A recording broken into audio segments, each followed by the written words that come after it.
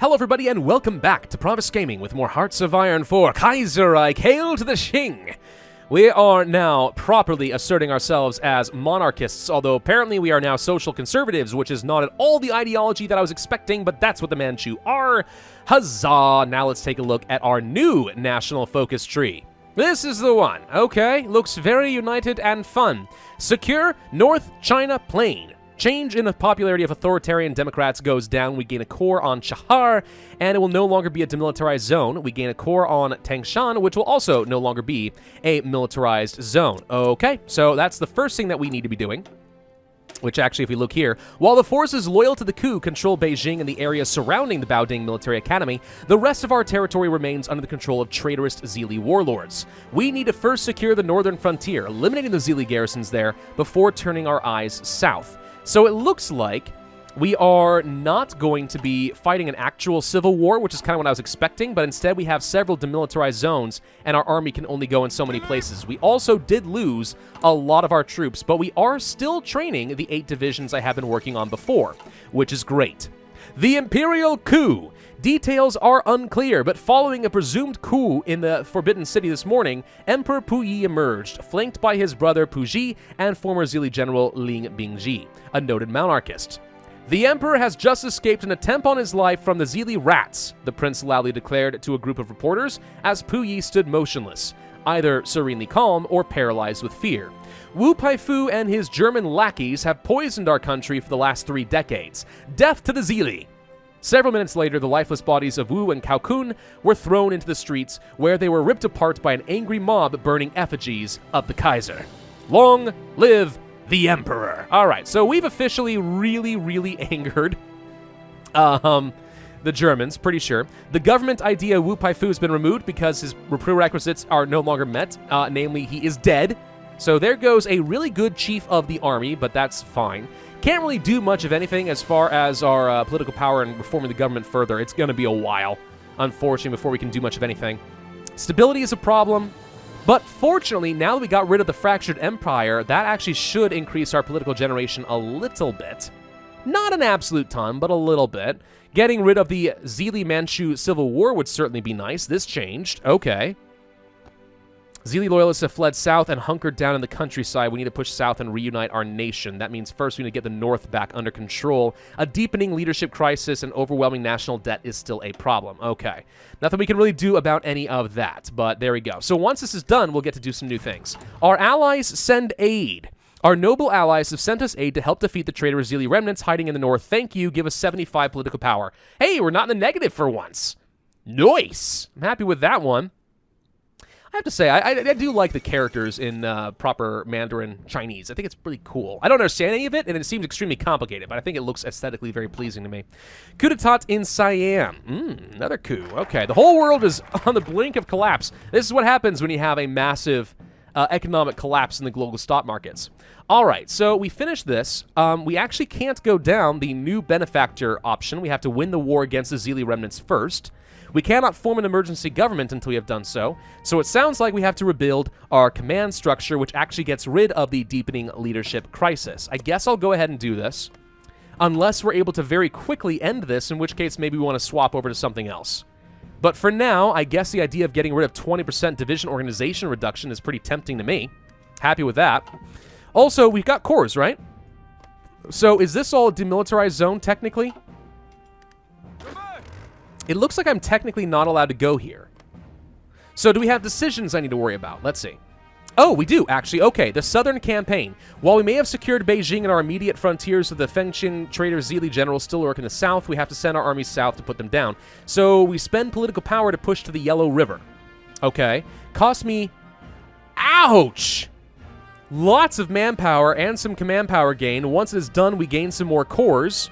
Okay, so we have to do this. Okay, so this is something I should have been doing sooner, but we only just got into the positive with our political power, so I guess this is okay. Alrighty then, let's go ahead and get rid of this. And we are going to set up a fallback line, I guess, along the demilitarized zone, just in case this turns into something, who knows. The Yudong clique falls into a civil war. And there was something else that popped up that I clicked at the exact wrong moment and now have no idea what just happened. Okay, so these guys are in a civil war now. Don't know what's going to happen with that, but okay. Seems fine. These guys are still fighting it out, but it looks like the leftists are going to die. Again, not unhappy about that arrangement at all, though it might result in these guys being a little bit stronger. White Sun over China. It has been more than 2 months since the League of 8 Provinces ceased to exist and war broke out on the shores of the Yangtze River. With chaos reigning in eastern China, reliable news have been harder to obtain than ever before. Despite the censorship implemented by the warlords of the Qing government, a young journalist has made his way with cleverness and courage through the war-torn lands of the former League of the South, to the mountains of the Fujian base area of the Kuomintang. Edgar Snow, who came to Shanghai in 1928 from the U.S., works for an English newspaper in the city. His bravery to cross the front lines and open sympathy to the cause of the KMT, I don't like this guy after all, has opened his way to interview the leadership of the uprising. Today, his hastily printed book, White Sun over China, hit the stores and found great interest with Western readership. Besides the talks with his interview partners, he paints a vivid picture of life in the KMT-controlled parts of the China, different from warlord rule, but not without strife. His stories, while clearly picking a side, still invoke sympathy for the KMT struggle all over the world, especially in leftist circles. I am hoping this is not going to result in the rest of the world being interested in sending aid to the radical socialists. I do not want these guys in control. We don't like them at all.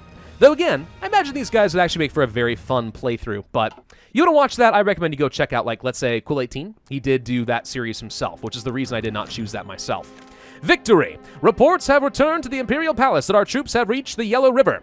The scattered Zili garrisons around Beijing proved to be little match for the Baoding-led armies, and General Zhao Tou's Manchu assisted in harrying retreating Zili troops as they attempted to flee into Luoyang. Many troops simply deserted to our forces, as the thought of serving a leaderless army with little concentrated political backing does not really appeal.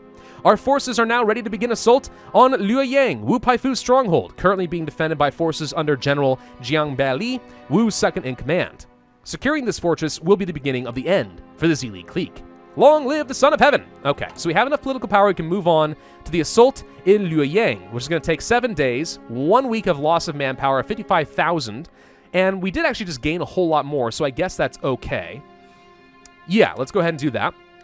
I don't really see any reason not to continue. So here's the next... Oh, and the left Kuomintang is dead. All right. So that is our progress bar right here. We're going to see this go away as we continue down the Civil War. This is really cool, by the way. I think this is really well put together.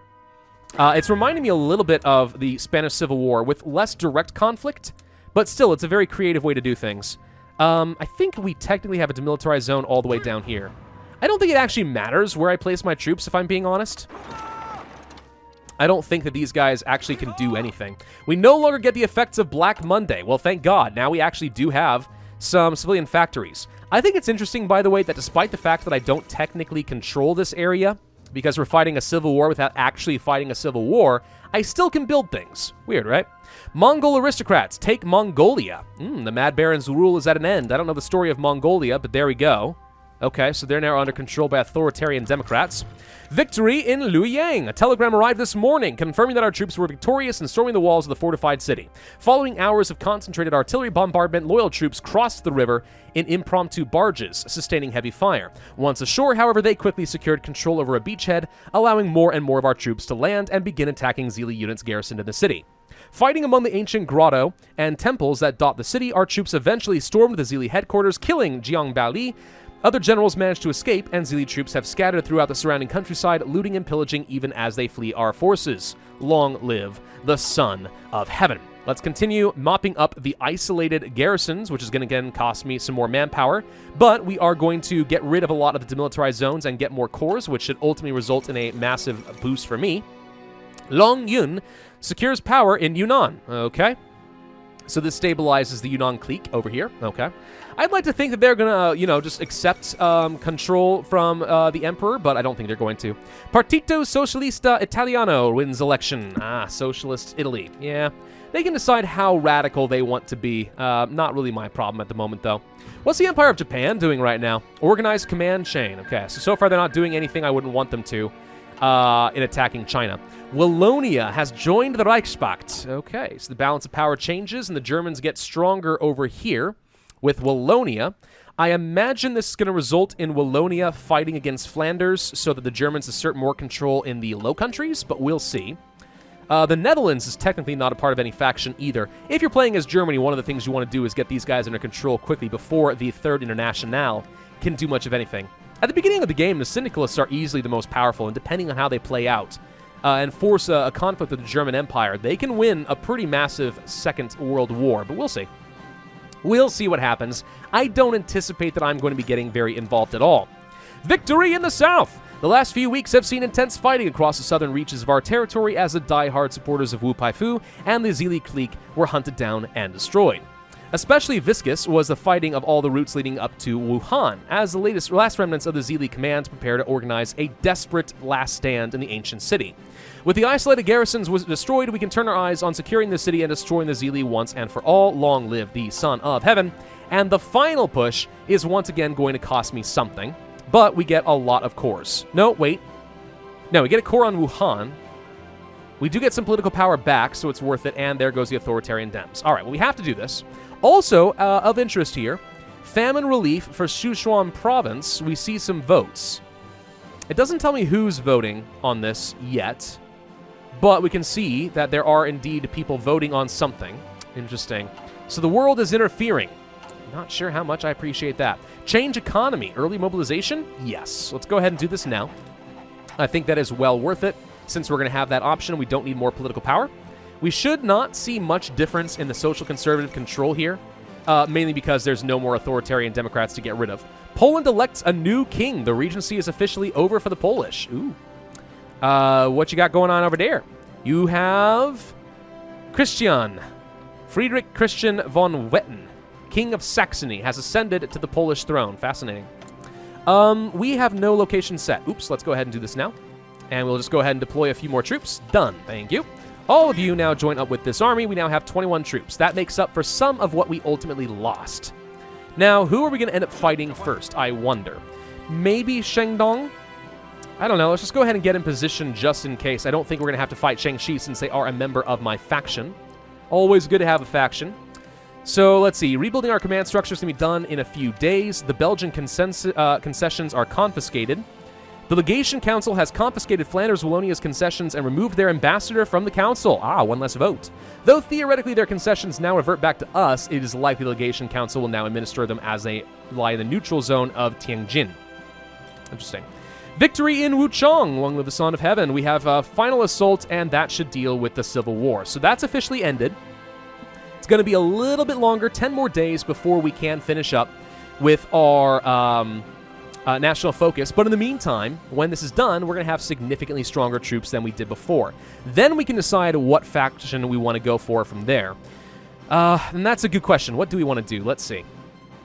So a new benefactor. We're going to have to decide whether we want to go for Zhang Tianran, which is going to give us a reduction in political power gain. We gain construction speed and research speed. Okay. National populism and social conservatism. The dynasties arrive. Restore the ceremonial rights. Political power, stability, and the legitimate emperor. Defending the emperor, we get extra attack and defense on core territory. Depends on what we consider to be core territory. If that includes all of China, this becomes very useful. We have Song Zheyun. Isn't this the leader of Shihong? No, who is this? I don't remember. We get political power if we have this guy. Modernize the monarchy. Oh, this guy might be the leader of Shaanxi. I don't remember. Let's just check that real quick. I'm trying to remember names here. No, different guy entirely. I have no idea what I'm thinking of. Never mind. All right, so if we do this, we got to do some reforms. Modernize the monarchy. Social conservatism goes up. Restore Confucian values. Train civil servants for more social conservatism, and eventually move industry to the interior, which is going to remove some factories and move them elsewhere. Prepare the coast. Shandong is a model province. Shandong clique, we demand their integration. Okay. And then finally, Yang Shishang, replace the corrupt governor. Well, actually, let's see. You do the same things as this guy. Replace the corrupt governors. Consumer goods goes up for 200 days. We get extra political power and base stability. Not bad. Nationalize Yang Shishang thought. This is permanent? Really? So we get extra political power gain, construction speed, production efficiency cap plus 20%, and division defense. This is really good. Okay. Vigorous modernization, research bonuses for industry. We still have access to industry to the interior. End Shangshi's isolation, which is going to give us some more factories and infrastructure, and prepare Shangxi for refugees. Demand integration of Shangxi. So that is the leader. I guess make the leader of Shangxi into a leader of Qing, and they will get integrated into the empire. That could be good. And then finally, all of this is going to lead to preparing for the storm, which gives us war support, which is pretty good. All right, so we can go down that route. Then we have forming the emergency government, which is probably important. We get an event. We can then decide which political party we want. So we can go for the Social Democrats. Institutionalize the rural reform, rural industry. Social democracy goes up, base war support, infrastructure, base stability. This is going to last forever with the rural areas. Resistance growth in our states occupied by the enemy goes up by 20%. Damage to garrisons minus 20%. Okay. Pick the YCP Social Liberals. Political power, militarize the state.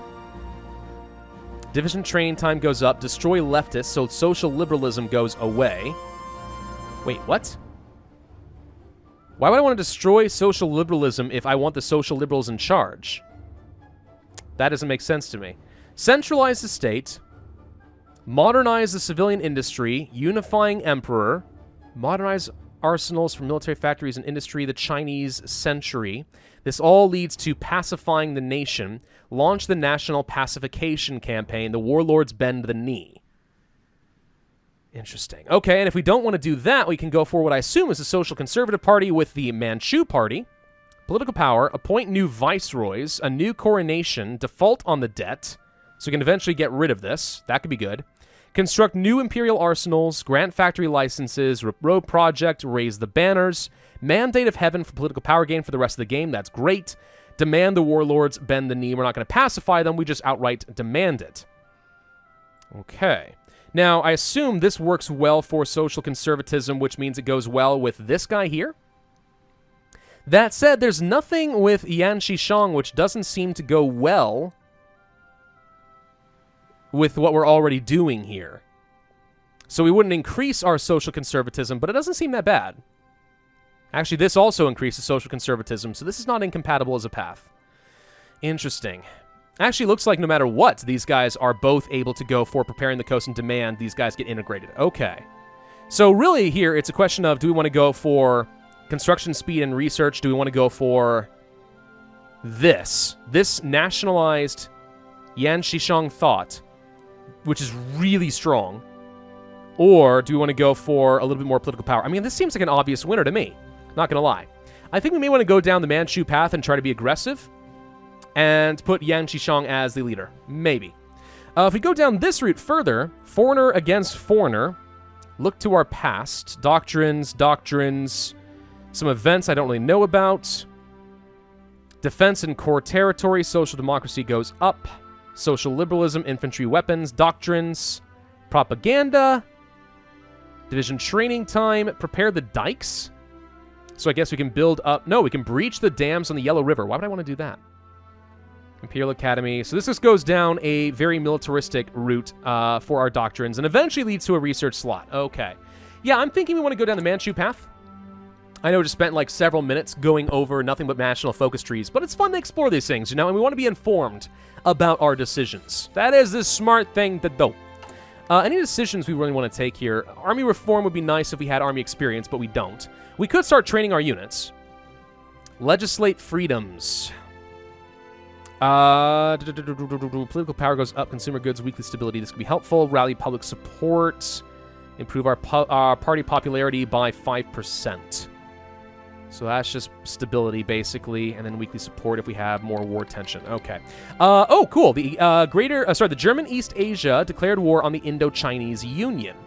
So this should be a new thing here. The Indo-Chinese Union is another nation that got a rework for a national focus tree.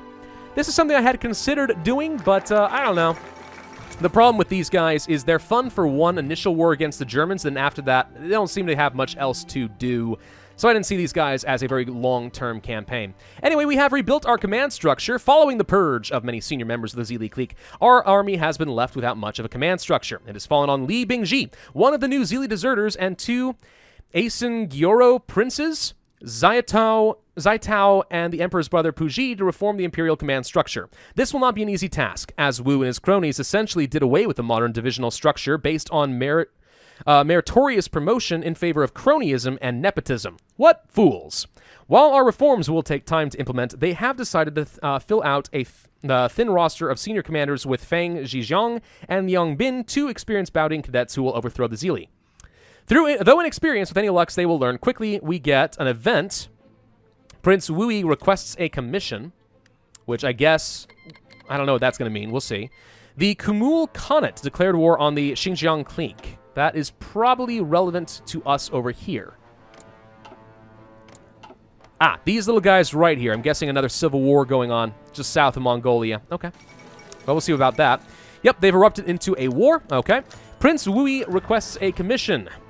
Prince Wui, formerly naval minister during the cabinet of 1911, has come to us with a request. Following the promotion of the young coup backers with the Baoding Academy, he requests a full naval commission. While it is true many of the admirals have lingering Zili connections, they are mostly loyal to us. Zhai Xun, despite having traveled extensively to study foreign navies, has never actually commanded a ship in battle, and many are suspicious of his ability to actually lead warship. So we can get a naval commander. Maybe he's good, maybe he's not. It's a relatively cheap decision. I'm going to go ahead and do it. And we'll see what ends up happening. We do need a general. None of these guys are amazing. Reckless, politically connected doesn't seem good. Politically connected. These all seem terrible. Reckless, media personality, armor officer, politically connected. Nope. Career officer, politically connected. Infantry, they're all politically connected. Except for this guy. You're the best. Currently, I'm going to put you in charge. And we're going to go ahead and start training our troops for a little bit. Do we have enough supplies to start training up some more troops? Maybe. Not by much. I'm going to go ahead and just train up a couple. Just so we can improve our capacity a little bit. And hopefully we're going to get these guys under control pretty quickly. We need to get an offensive order like so, just in case these guys are the first ones we attack. We have no idea. So, forming an emergency government makes sense to me.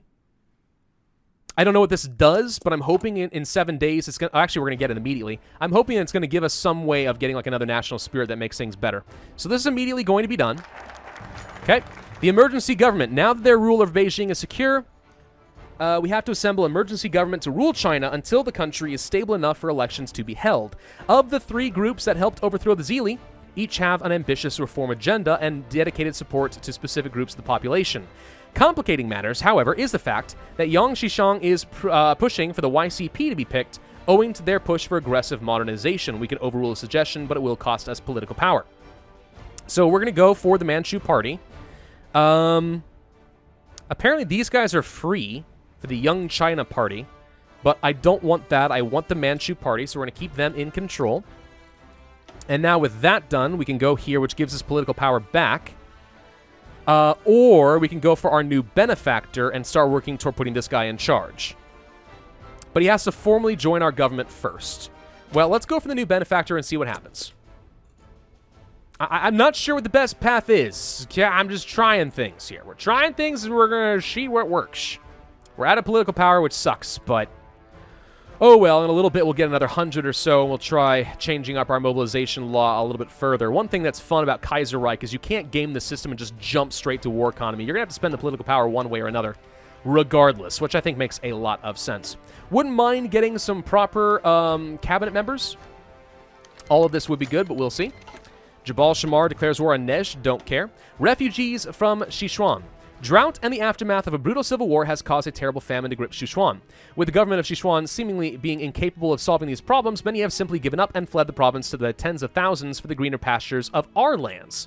While they aren't the only ones that have fallen on hard times in China, many both among the population and in our government demand that we do something to help our fellow Chinese. Others believe, and hardly without reason either, that given the crisis following the collapse of the League of Eight provinces on top of our own struggles, that there is little we can do to help. Given the scale of the situation, turning them back to Sichuan is only bound to make matters worse. Regardless of our actions, our government has filed an official request to the government that they increase their efforts to solve the problem. We lose some political power, but we gain manpower by 1,800 for 90 days, and we gain stability, both of which I think are absolutely what we are going worth the political power that we are going to lose. No doubt about it. So I'm very good with that. New benefactor. Ever since the coup that toppled the Zili clique, the future of our government remained uncertain. Now, however, the warlord that helped overthrow Wu is set to depart for Beijing, where we expect much of their agenda to be revealed. Welcome Governor Yan to Beijing. Okay. Oh, you are the other guy. Okay, so we can choose the leader of... So we have to choose a clique, basically. Oh, interesting.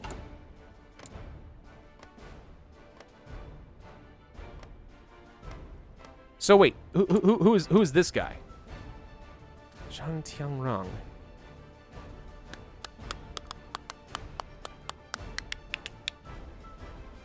This is still related to the Shandong clique. I'm not sure who that guy is. Okay, well, either way, we'll give it a go. Japanese ships on the Yangtze. Uh-oh. The Wuhan garrison commander has reported a flotilla of ships bearing the Fengtian flan sailing up the river toward Sichuan, laden with grain and relief supplies. We are faced with a dilemma. Allowing the ships to pass will greatly increase the Sichuanese government loyalty to Fengtian, but without stopping and seizing them could create a bigger backlash and risk painting our government as cruel and uncaring. We're going to have to just lose some political power. So they are taking an opportunity to increase their influence to our west, which I don't like.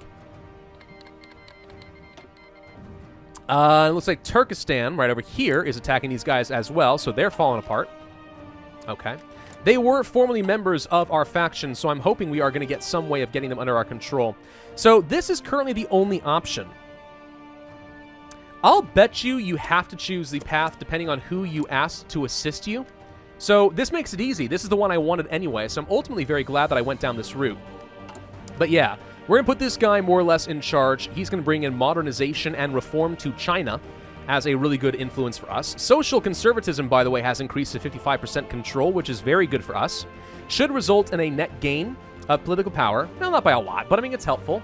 And I'm hoping a nice result in political power. No, it is not. Where's the... Isn't there a party popularity? Yeah, party popularity there giving us 0.55. So yes, having really good social conservative control here is ultimately resulting in more political power, which is great. The more political power you have, the more you can modernize your government, which is fantastic. Obviously, we want that.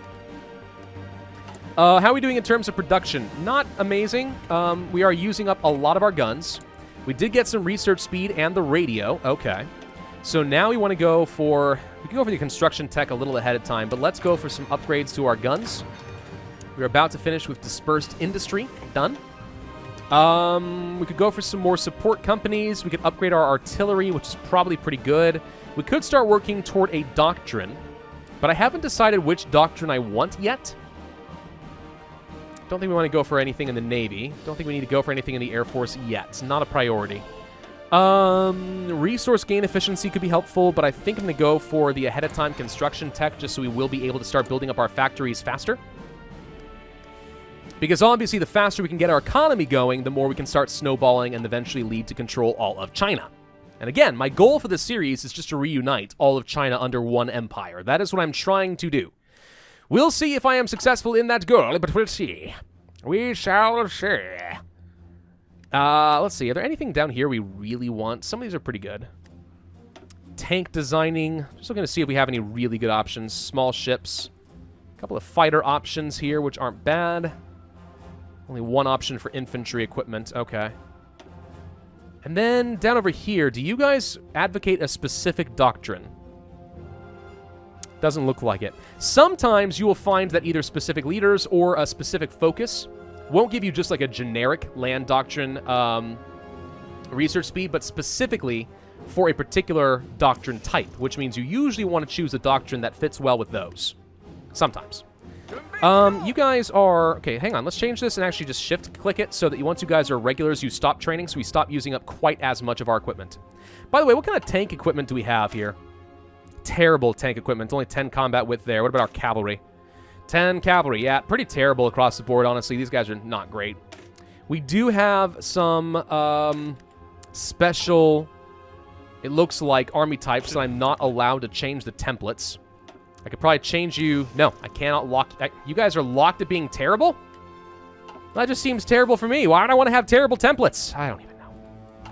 I don't even know. But we're about to get this guy in charge. I'm going to go ahead and end this video here because my voice is starting to go out a little bit, and we have a long way to go, but we are making some strong progress, I believe, toward improving our political situation and eventually demanding that everyone bend the knee and start reconquering all of China, which I am looking forward to. Thank you all for watching. Hope you enjoyed. If so, then I would ask you hit that like button, leave a comment, and subscribe, and I will see you guys next time. All right, let's go ahead and do it.